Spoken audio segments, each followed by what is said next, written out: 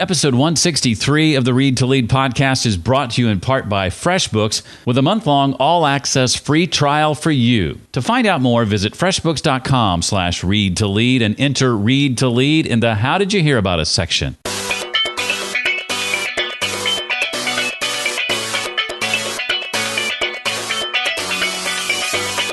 What is very possible is to help already motivated people make the changes that they already want to make and are struggling to make. That's a huge business. Welcome to the Read to Lead podcast with Jeff Brown. Jeff believes that if you desire to achieve true success in business and in life, then consistent and intentional reading is a must. The Read to Lead podcast will not only help you narrow this ever-important reading list, but also bring you key insights and valuable feedback from some of today's most successful and inspiring authors. And now, here's Jeff. Did you know that this is the podcast that is dedicated to your personal and professional growth? It's a passion of mine, and I'm glad to know that it's one of yours as well. We talk about leadership, of course, but also discuss topics like personal growth, productivity, career, business, marketing, sales, entrepreneurship, a lot more. Today, you and I are going to get to learn from Tara Nicole Nelson. She's the author of a brand new book called The Transformational Consumer. Fuel a lifelong love affair with your customers by helping them get healthier, wealthier, and wiser. Now, in that you listen to podcasts, especially a podcast like this one, tells me that you're probably a transformational consumer. But it also means you're likely a leader hero employed by or leading a company or brand whose vision and goal it is to impact the lives of transformational consumers. If either or both of those is the case for you, then you definitely want to stick around for my conversation with Tara in just a moment. I plan to ask Tara about the number one limiting factor of nearly every business, the danger in trying to motivate the unmotivated, why it's necessary to rethink every aspect of your business, and much, much more.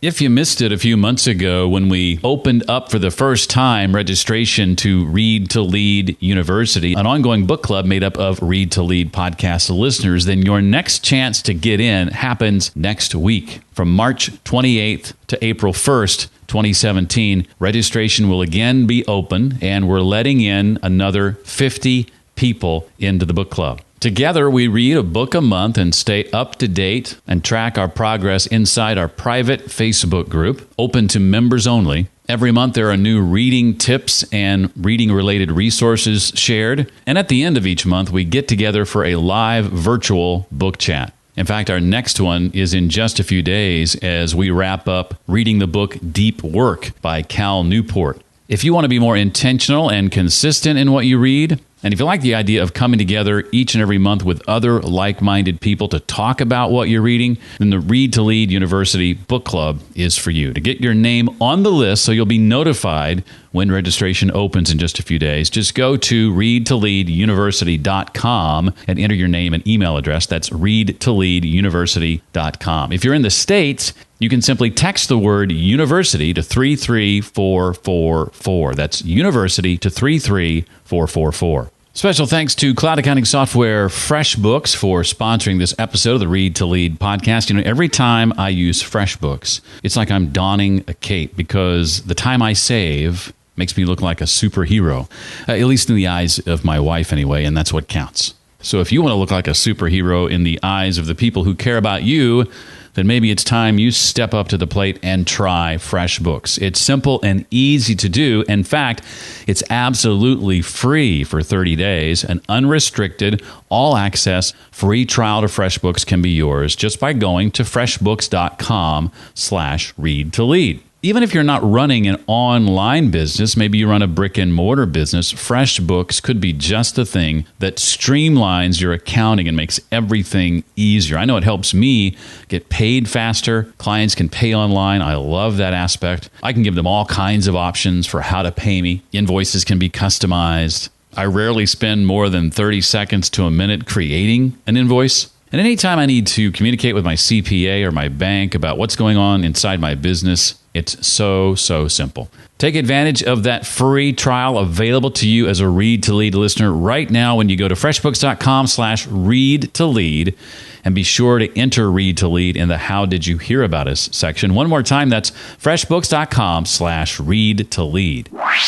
Tara Nicole Nelson is the founder and CEO of Transformational Consumer Insights. She's also the former vice president of marketing for MyFitnessPal, now part of Under Armour, where her teams covered brand, growth, engagement, content, and digital and social media and media relations. She holds a master's degree in psychology and a Juris Doctorate from the University of California, Berkeley, and is the president of City Slicker Farms, a nonprofit food justice organization in West Oakland.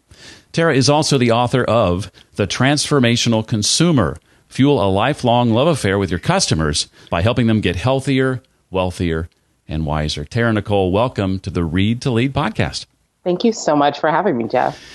Well, Tara says that the number one limiting factor of almost every business isn't the things you would typically think about. It's not growth. It's not the competition. It's actually disengagement. So I wanted to start, Tara, by having you explain what you mean when you say that you believe we're not asking the right questions and we're not having the right conversations around this. Yeah, when I'm a consultant, so I talk to lots of CEOs and executive teams of businesses of every size, of every stage. And I feel like I'm having too many conversations about what should be posted on Twitter. It is super common for me to, on first meeting with the CEO of a $100 million plus company, for the conversation to turn to Twitter, or to turn to how can we grow followers on social media channels? How can we grow? And in some ways, that is natural because it is the instinct of an entrepreneur or an executive to try to get more and increase. The challenge is all of these companies that I see are out there spending all of their marketing budgets on getting more people into whatever the top of their funnel looks like, whether that means more social media followers, more customers, more. And no one's really paying attention to the fact that these people, once you get them in, very expensively get them in, are totally disengaged. So it's like the most expensive pouring out of a valuable resource down the bathtub with no stopper ever. The thing is, you can actually do that. You can buy growth, right? You can spend a lot of money. You can do brand advertising, growth hacking, product marketing. You can pay to get people in the top of the funnel, but you can't actually pay to get them engaged. And when I say engagement, I just mean you can't really pay to get people to care about the things that you make or sell or do or publish. So it requires some actual just attention and care and a shift to focusing on what people actually want and need and care about already. And it takes some, humility and willingness to align your business to those things. And if you do that, any company that gets both their customers and their employees to care about what they do over and over again will thrive. So that's my sort of contextual argument for the whole idea of this book and my life's work, frankly, is that, we're all spending all of our time pouring money into this top of the funnel and no one's thinking about engaging people once they're in. And we should. Well, to set sort of the context for the remainder of our conversation, let me have you define specifically this term you use in the book's title and obviously throughout the book called the transformational consumer. Can you lay that out for us? Absolutely. So the transformational consumer it should be plural, consumer. It is a massive group of people, a really rapidly group of people who see all of life as a series of projects to change their own behavior for the healthier, wealthier, and wiser. So these are people that believe that they can change almost anything about their lives, but they know that sort of the linchpin to creating changes in these areas and healthier, wealthier, wiser, the linchpin to doing that is to manage their own behavior, to change their own behavior. They also know behavior change is hard because they've tried to do it a lot of times. Right? They've tried and failed. They've done the diet. They've tried the thing. They know it's really hard. So the thing that's exciting about that for businesses is it creates a predisposition within this group of people to be out there constantly seeking from the marketplace the products, the services, the content that will actually help them make these changes. Right? So they tend to be very experimental with new products, new content. They tend to be early adopters of things. And they also tend to be highly influential on the buying behavior of the people around them. Like in their circle of friends, their personal brand tends to be like the person who's always starting a side business, getting a certification, doing a new kind of workout, trying a new way of eating, philosophy around eating. So people are constantly asking them for recommendations. And it's kind of a thing that they pride themselves on. They give a lot of recommendations. Buy this, read that blog, like that. So I joke often that if you've been both vegan and paleo at different times of your life, you are very likely a transformational consumer. But also, most entrepreneurs are transformational consumers. Most people who read business books and listen to podcasts to try to improve their careers and their businesses are transformational consumers. And if I could underscore one point out of for the book, I did a research study with Qualtrics. We surveyed over 2,000 U.S. customers, representative of geography, of age, of gender, of income. Over 50% of people who we talked to identified with the defining characteristics of the transformational consumer. They said they use digital or real world products at least several times a week in an effort to achieve their healthier, wealthier, wiser goals. So 50% of people is not a niche. This is not like your super extreme granola, crunchy audience. This is a lot of people. And this is the primary lens that they're using to make over $4 trillion of consumer purchases a year. To put it in context, a lot of your audience may be, looking at marketing to millennials or boomers or moms. My argument and the argument of the book is that it's actually much more powerful for predicting and serving what people will want and need on a consumer level, to look at them through the levels of their aspirations and the real world journey that they go through in an effort to be healthier, wealthier, and wiser. That will bear much more revealing fruit to you on from a business point of view than what ethnicity they are or where they live or even their age. Contrast that, if you would, Tara, with the concept of the personal disruption conundrum. Yes.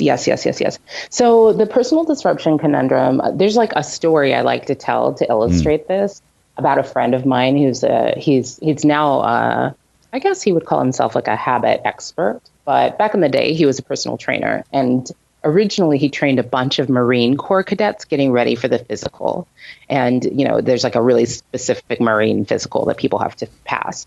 And so he would the way he says it, he says he would give them a program, he would tell them what to do, and then they would do it, and they were successful. And it was great until he started training civilians. And he trained this woman who was a retired nun, and she had a really sharp tongue and he would tell her what to do and she would not do it. And this kind of became their pattern and he wasn't really sure what to do about it. And one day she actually sat him down and said, "Hey, you know what's actually going on here? You think I don't know what to do.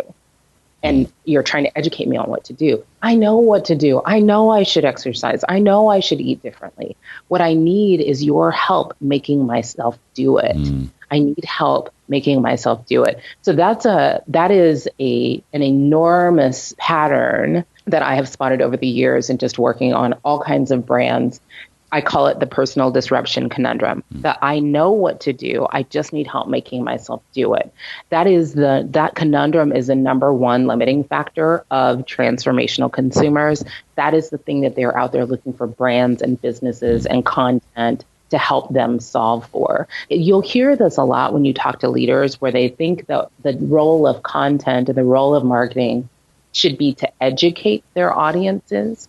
It should be to help them understand what to do. That's really, it's misguided. It's well-intentioned, but it's misguided because, and I say this coming from, my last corporate role, I actually worked on a brand where we had over 100 million mostly weight loss oriented customers. People know what to do. They know they should be eating differently, eating better, eating less, working out more. They know that.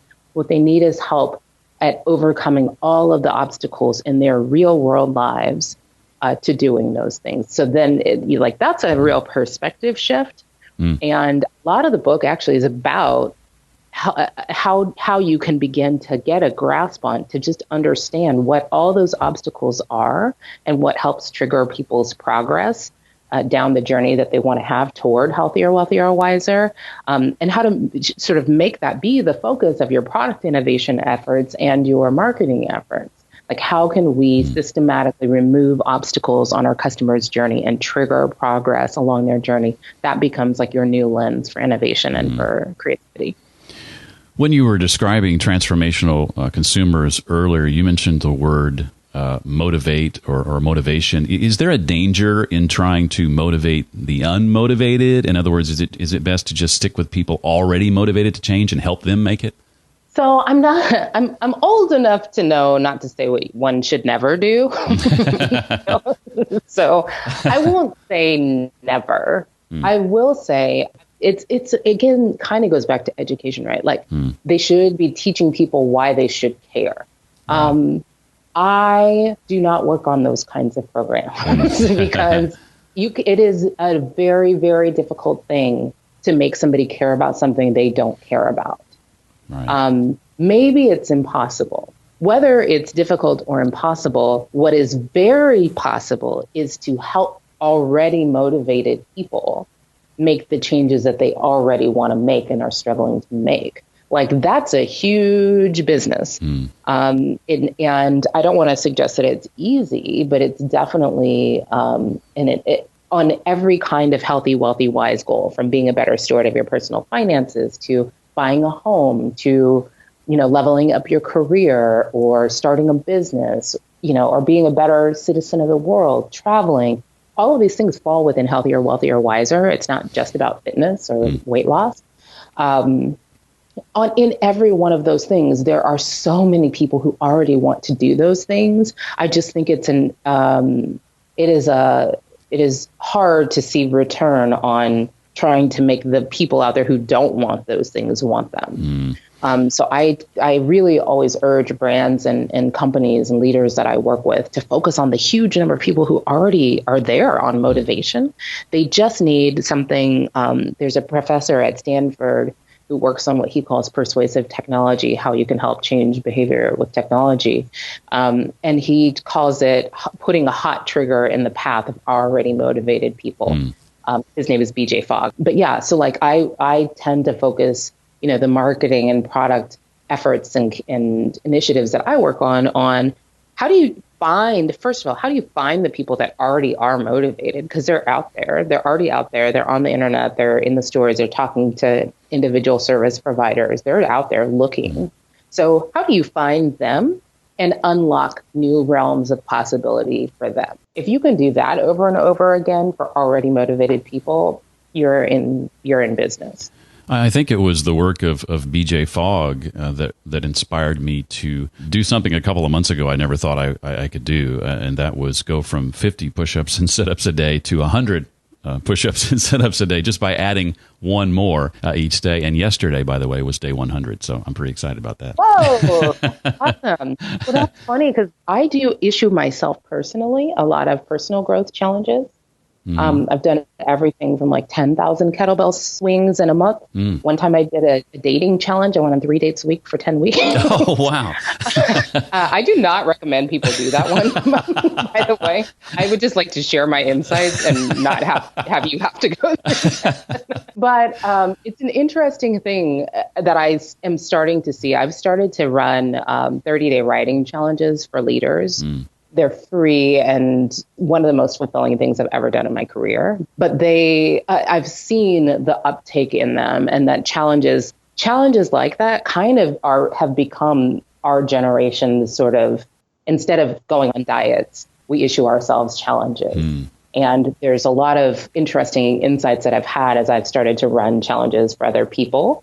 In that I applied to like marketing to transformational consumers. And I have, like you found many times, I'll just start with like a little challenge, a 30-day thing, and I'll end up doing it for 90 days or forever.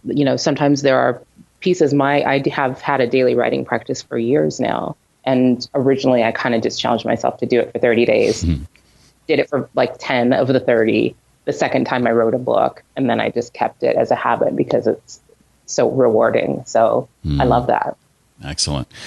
Well, speak, if you would, Tara, to some of the complex and unpredictable ways the journeys of transformational consumers typically unfolds, because it's often not a linear process, is it? Well, it's not. I think a lot of people sort of have the insight, the core insight that people want change, and serving that change is a good way to do business. I think people shy away from doing it and actually like building that into their businesses and systematically seeking to get after how they can remove obstacles for people, because people are messy, because humanity is messy. And a lot of the systematic, sort of logical, linear thinkers that create, in particular, the technologies of our time, are a little afraid to start talking to and trying to serve real humans because they are not linear. And so what I'll see sometimes, I'll go into a company and they'll say, we have a customer journey map. And the customer journey map is like, they start at point A, they go to point B, then they go to point D. And I'm like, that is a lovely fantasy customer journey. What I'm calling for or suggesting is a little like the shift that happened a couple of decades ago in economics, right? Where there was all this thinking that people behave rationally, that the rational economic actor is at the core of our economic theory. And then the behavioral economists kind of raise their hands and were like, that's awesome if people acted like that, but they don't. Irrational. And so part of, understanding and serving the transformational consumer is understanding that their journey, and I don't mean their life cycle with your brand or with your product, I mean their real world journey of trying to solve the human problem that your company exists to solve. That journey can be linear, but most often is not. Most often people will try and fail to solve that problem a bunch of times before they get progress and traction. Sometimes they will make a little progress and then they'll backslide. Think about the concept of the yo-yo diet is like this concept. But what I like to sort of put forth as an archetype for this path, the path of your customer in the real world, is the hero's journey. Right. So in a hero's journey, your hero sort of has this quest and has this call to adventure to go out and make some big change or achieve some big goal. And they go out, and this is like it's not a point A to point B like football. It's like going from home base around the bases to back to home. But home change. When you come home, you're changed because you've had all these experiences. You've tried and failed. You've had all this growth. You've learned some things. You've met some guides and mentors and tools and aids along the way. And then when you do finally, when you're victorious, you come back really to yourself, who you were when you started, but so grown and evolved. And, sort of my call to action to the people who read this book is to rethink of their whole business through the lens of how can our business be a guide or a mentor or an aid or a tool to these people as they make this kind of circuitous, maybe trying and failing journey toward the lives they want to have, the bodies they want to have, the finances they want to have, the people they want to be. Now let's dig into that a little bit more. Talk about the similarities, Tara, or intersection between the transformational consumer's hero journey and that of the leader hero, the type of person listening to this podcast, employed by or leading a company or brand. Oh, so the thing is like I've said, most people who will read this book or who will listen to this podcast, most of them are transformational consumers too. And many of us see our careers as like a really important part of the way we show up in the world and fulfill our potential to be who we are. And what I've noticed, especially, when you're talking about most leaders who are not necessarily in the C-suite, so everybody else, right. And honestly, also C-suiters, but people struggle to, a lot of the leaders that I talk with struggle to, they may believe the content of this book. They may already have had these instincts, maybe not this systematically or not with like a plan and a set of, action items, but they've struggled to get other people in the company on board. I mean, and I talk to founders, CEOs, people in the actual C-suite who struggle to get their teams on board. They struggle in the other way around too. I often talk with marketers or product designers, product managers who are like struggling to get the C-suite to understand these insights. So there's a little bit of where what this book is about the nuts and bolts of how to do this work of serving the transformational consumer. But then there's a lot, that's all kind of a head fake. Because what the book is really about is a call to action for the leaders who read it to go on their own adventure, their own hero's journey, and of systematically sort of repositioning their companies in a way that allows them to show up fully in the world as the transformational leaders they are, right? So in my opinion, we live in a time where there is a major leadership vacuum. And I think people increasingly are, the upside of that is that we're seeing leadership instinct be pulled out of people in their work, in their team management, in the products they develop, in their community work. And that is so there's like a whole sort of through line message sort of arc of the book that is like, hey, I don't care whether you work on a CPG product, on soap, on a technology product, in a church, whatever your leadership role is, you can use that to lift people up and to change people's lives in the world for the better. So that's the hero's journey of the leaders that read this book.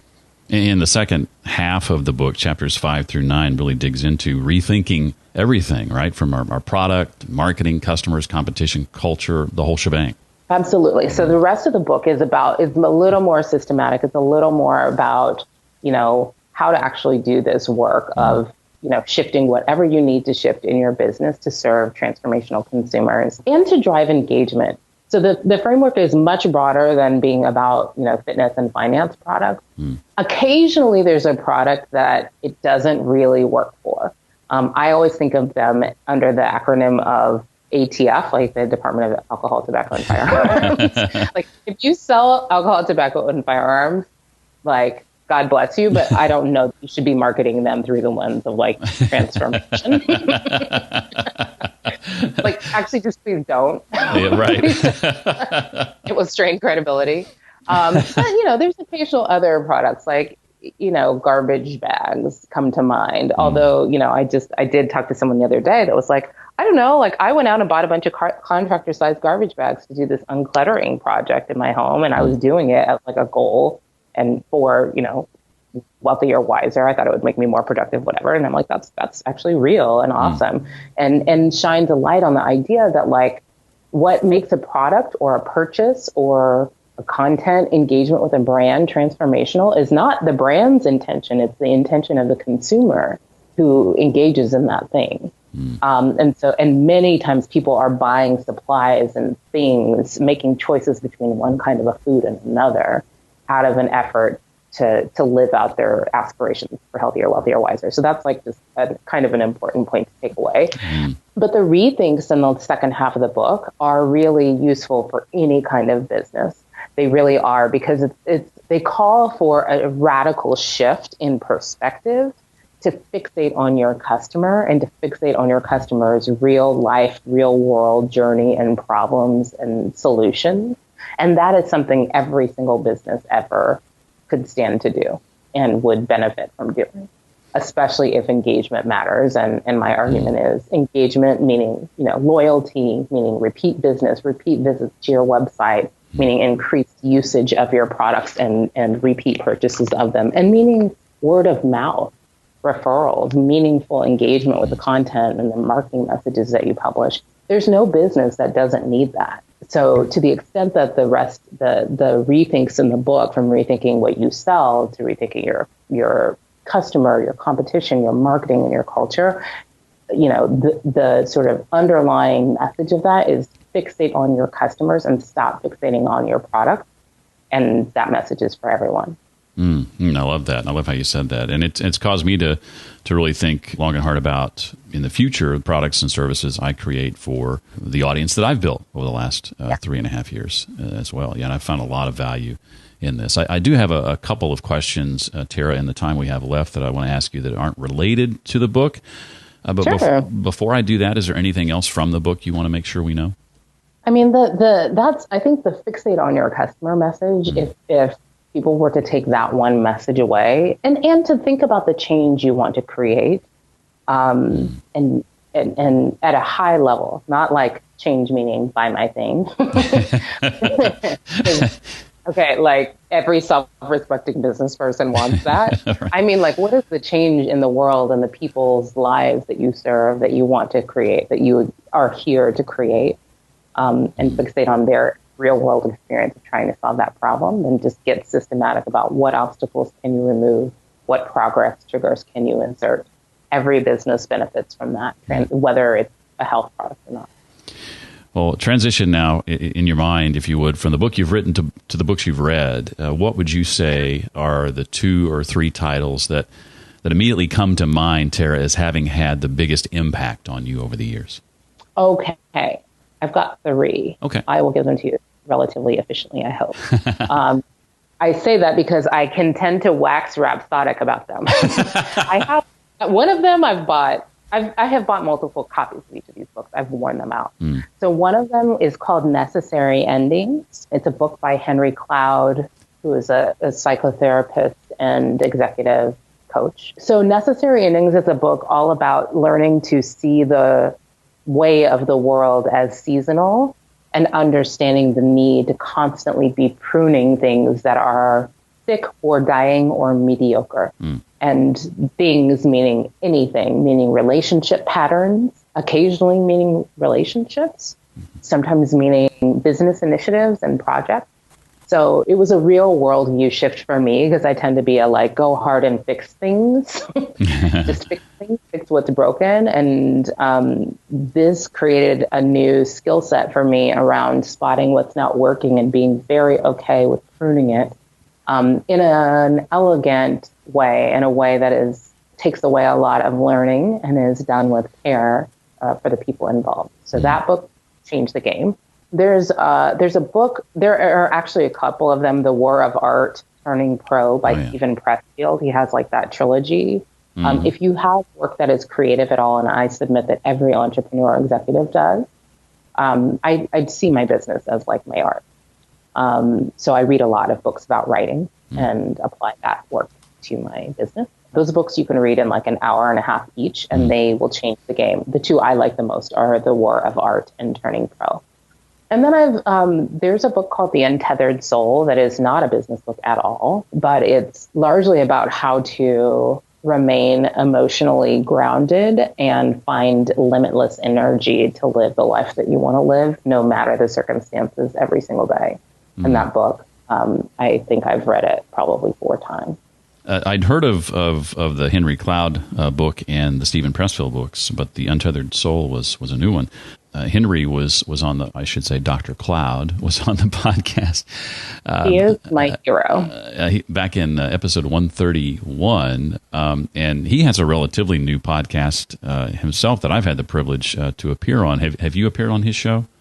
I haven't. Well, if you need it, or if this would help in any way, I'd love to make an introduction. I would love that too. Awesome. I like, sometimes in my mind, I'm like, no one has read Henry Cloud like I have read. But every one of them, they're simple, but they're very, very mindset triggering for me, especially because I started reading them when I was a young leader, like before I had an executive role. And I think they really colored the way I saw leadership in a core way. So I would love that introduction. I first had a chance to hear him speak at, I believe, what is now called the Global Leadership Summit several years ago, and have purchased and read several of his books. I'm a big fan as well. Well, in preparing for this conversation, I watched a few videos of Tara on YouTube doing her thing in the public speaking space, and it was very helpful in preparation for this, but also in just being a better public speaker. I learned quite a few things, and so I would love if you could share here, Tara, some of your tips, having done it so often, for delivering an impactful and memorable public talk. So one thing is, if you want to get to the end of your talks and feel like extreme joy and elation and excitement, you kind of can't start them with dread and fear and like hating the process. I have a teacher who always says, you can't get there from there. It's like that, right? So that's one thing. I have loved to speak my whole life, but I was trained to speak my whole life in church and school as a very young child. I do think that people walk into it with dread and hope to come out of it with something other than that, and you just can't get there from there. Yeah. So like work on the mindset is one thing if you're dreading it. You clearly don't personally dread it. I think one of the other things that I do is I treat almost everything like I treat the process I'm talking about in the book. I think about my audience and who they are and how I want them to leave the experience changed. And I think about that both from an energetic perspective and from a content perspective. Like I want people to leave with like energy and excitement and eagerness. So that's kind of the energy that I show up with. And then I also want them to leave understanding that people are out there in the world ready for what they do, ready to be changed, looking for leadership and looking for people to help change them. And so that's like core to all of the content of the talks that I give. The third thing I would say is I do a lot increasingly, and this I don't even know if you will have seen in the videos that you saw, but I'm shifting a lot of my talks to just tell stories more. I know that the human brain engages with stories, and so I think a lot about what are the stories I tell my clients over and over again to illustrate topics, and I'm bringing them into my talks more and more. Well, I know the book has been out now for, I guess, less than a month. So this may be a premature question, but I'd be curious to know what you and your team are working on now or what you're excited about to do next. Oh, that's never premature. That's never premature. I've got a bunch of stuff I'm working on. So first is I run a consulting firm called Transformational Consumer Insights. We have been so blessed this year with like some incredible new clients and exciting like product spaces that I've never worked in before.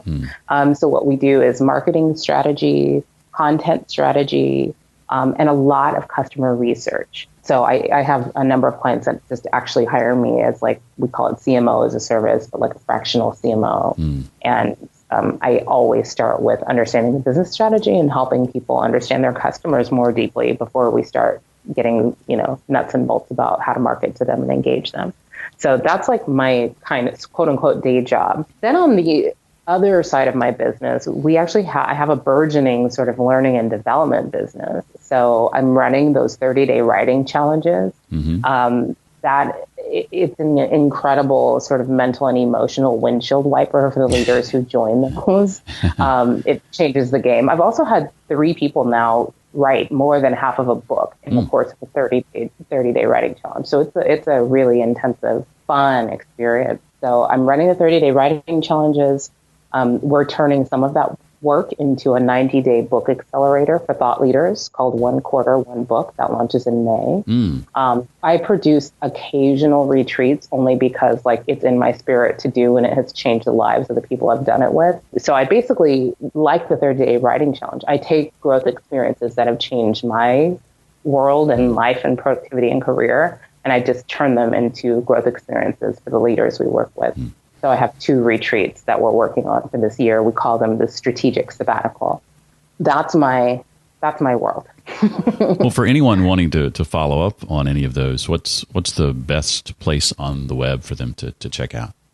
Yeah, go to transformationalconsumer.com. If you're interested in consulting, there's a What We Do button. And if you're interested in the growth and development experiences, click on blog.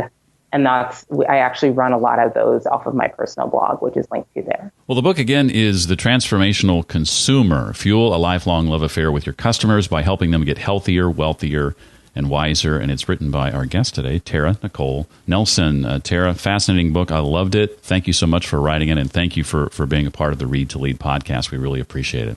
Thank you so much, Jeff. It's been awesome to be here. Each and every episode of the Read to Lead podcast, of course, includes references to links and resources you may want to investigate later.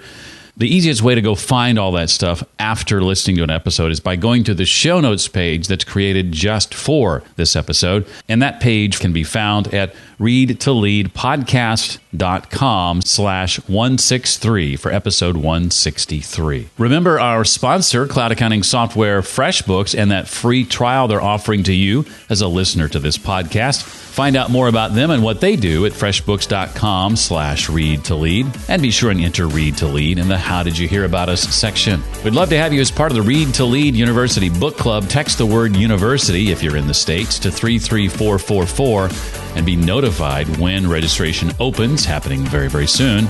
or just visit readtoleaduniversity.com. And finally, make sure you're subscribed to the podcast on your favorite app. Maybe that's the podcast app in iTunes, or maybe that's Stitcher, whatever your favorite app is. Make sure you subscribe to Read to Lead so that new episodes are delivered to you automatically. Well, that's going to do it for this week. I look forward to seeing you next time for the next episode of the Read to Lead podcast. Thanks so much for listening to the Read to Lead podcast. As a subscriber, we challenge you to be more than just a passive listener. Become a vital member of the community. Visit us on the web at readtoleadpodcast.com. Until next time, remember, leaders read and readers lead.